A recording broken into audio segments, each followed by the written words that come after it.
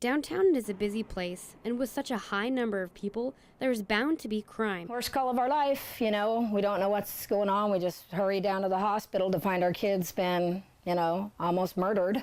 And at the center of that crime, some believe it stems from the nightlife, not only in downtown, but across the city in Midtown. To the popular nightclub, Chilkoot Charlie's. And it was, pretty much like any other night. Normally, I don't like going out because of the bar scene. But it turned out to be a night David says he will never forget. It's sad. It's really tragically sad that our community has gotten to the complacency of these incidences.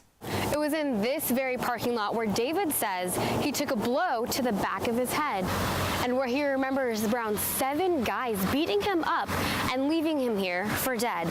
So I tucked and tried to run through the group of gentlemen that I saw in front of me, and they were just too big. They grabbed a hold of me and just started throwing uppercuts into me until I went to the ground. As a result, David suffered significant injuries to his face. Like I said, I was leaking cerebral fluid out of my ear. That was one of the biggest things that I was worried about at first. Earlier that night, police reported 2 other victims of assault. There was a gentleman assaulted, not to my degree, but still assaulted to somewhat of an extent like of attack what mine was, but they left him in better shape. And then earlier that night also, there was a gentleman walking down the street that they had walked up upon and clocked him in the back of the head and just laid him out. Like bar owners downtown, Linda believes this is something beyond what happens within the bars. In my opinion, is a gang mentality.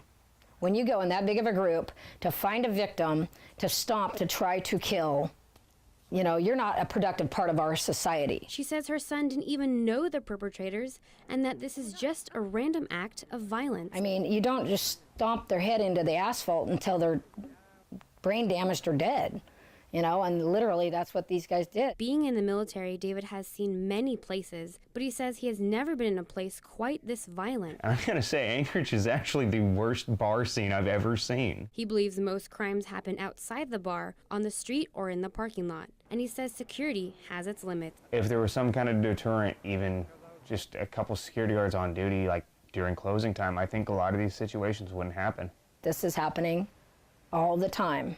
It's not just really random in our community anymore. It's becoming habitual. Ultimately, both are thankful that this random act did not end David's life. I mean, David is a miracle. He's lucky to be alive. The next kid might not be. Reporting in Anchorage, Pearl Grace Rasmussen, your Alaska Link.